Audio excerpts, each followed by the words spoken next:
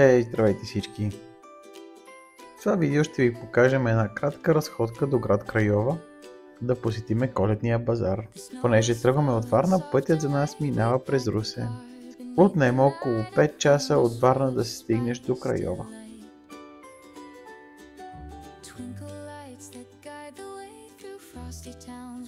Чакайки главното събитие, което представлява дядо Коледа на шейна над главите ни, решихме да покараме малко кънки.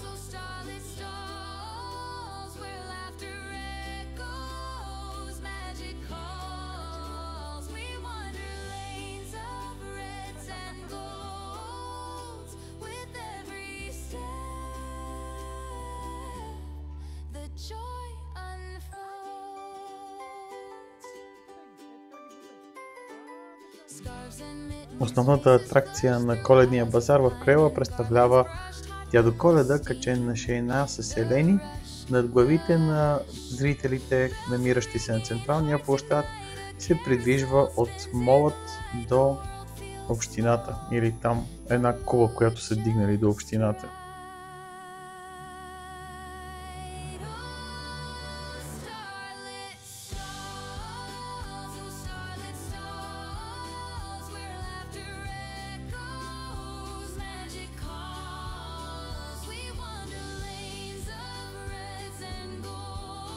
Цялата атракция трае около 5 минути, като в един от моментите дядо Коледа запалва фойерверки от авспусите на шейната и става доста по-интересно. За съжаление нямаме снимано отделно как той самият се пуска без шейната по една от тези линии, тези въжета, като също изпуска от себе си фойерверки и е доста атрактивно. Нещо, което трябва да ви предупредя обаче е, че става страхотна блъсканица. Има изключително много хора и понеже основната атракция е разбира се, желаната, всички се събират на площада, централния площад, и става невероятна блъсканица. Без да преувеличавам, когато го гледахме първия път, защото ние два пъти го гледахме, и ние бяхме на средата на площада и ни отне поне 40 минути, за да изминем 30 метра в блъсканицата.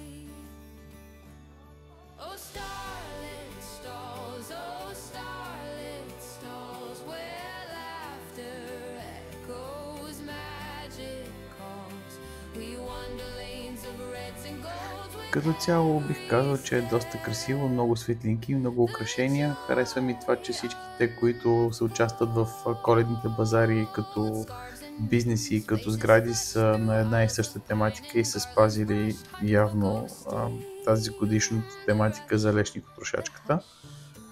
И като организация е доста добра.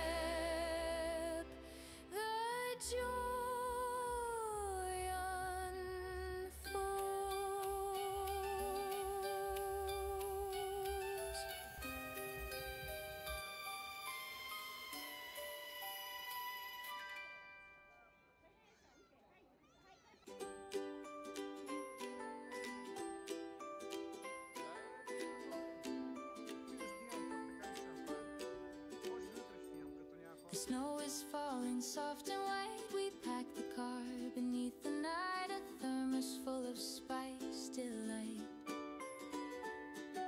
Twinkle lights that guide the way through frosty towns where vendors stay. The air smells sweet like candy play. Oh starlit stalls, oh starlit stalls, where laughter echoes. Една друга интересна атракция в Крайова е и паркът с зоологическата градина в него. Няма входна такса, парка изобщо не е малък, Дори и без зоологическата градина има доста интересни места за разхождане. Предполагам, че през лятото е още по-приятно, защото има наредени лодки в езерцето и мостове и градинки за разходки. Доста приятно.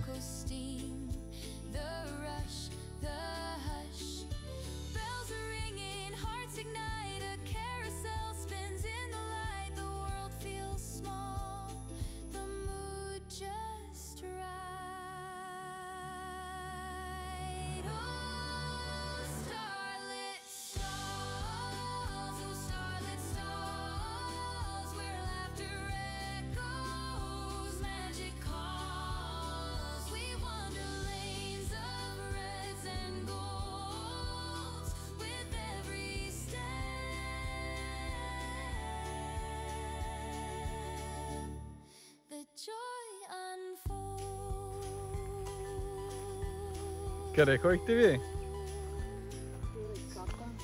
И какво имаше там? Намерихме фосили. Фосили! Вау! Листенца! От любимите ми!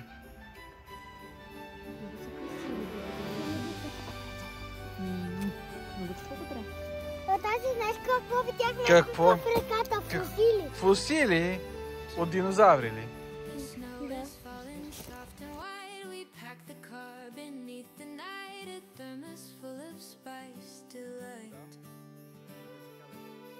Twinkle lights that guide the way through frosty towns where vendors stay. The air smells sweet like candy play. Oh, starlit stalls, where laughter echoes, magic calls. We wander lanes of reds and golds with every step. The joy unfolds. Храната си е като нашата, нямаше много различни неща. Влюбихме се в виенското колело, поне 2 пъти се въртяхме на него през вечерта и през деня. Гледките са доста приятни и интересни, и вечер има какво да се види, и през деня има какво да се види. А сега малко информация, която може да е полезна за бъдещите гости на Крайова. Като цени не бих казал, че се различават много от българските. Храната не е доста по-скъпа. Нощувките не са по-скъпи. Бензина беше малко по-скъп отколкото в България, но не бих казал, че много се заема разликата. Общо взето стандартът е същия.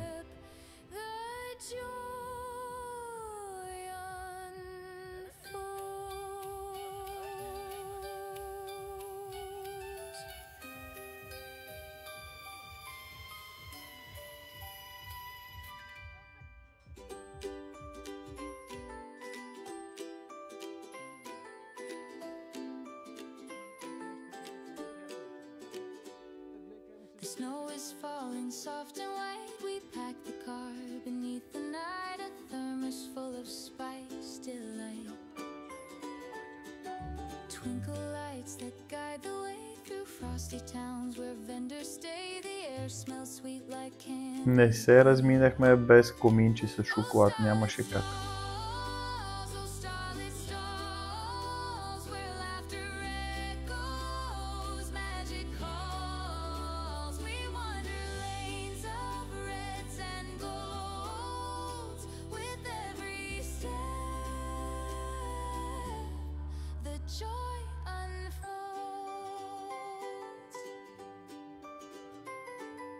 Scarves and mittens, faces flushed through aisles of pine and garlands brushed, hot cocoa steam, the rush, the hush.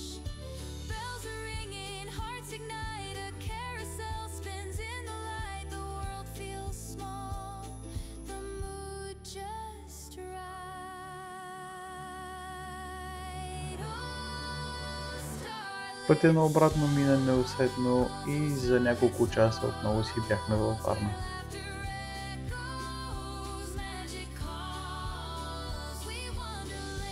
Пожелавам ви весели празници и до нови срещи!